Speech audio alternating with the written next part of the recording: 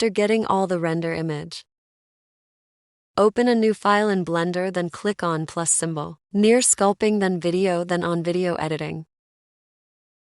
Then click on add, then on image sequence. Then select all the images by help of Shift.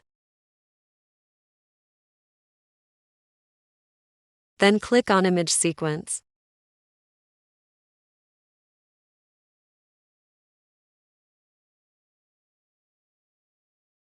Then select the start and end frame.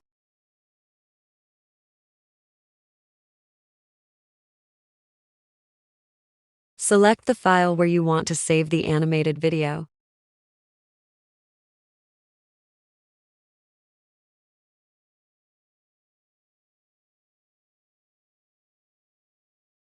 Select the video format FMPEG format.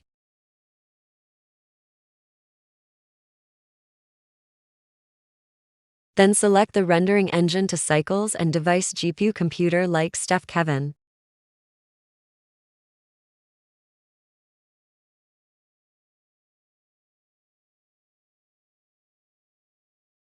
Then click on render, then on render animation. Thank you for watching.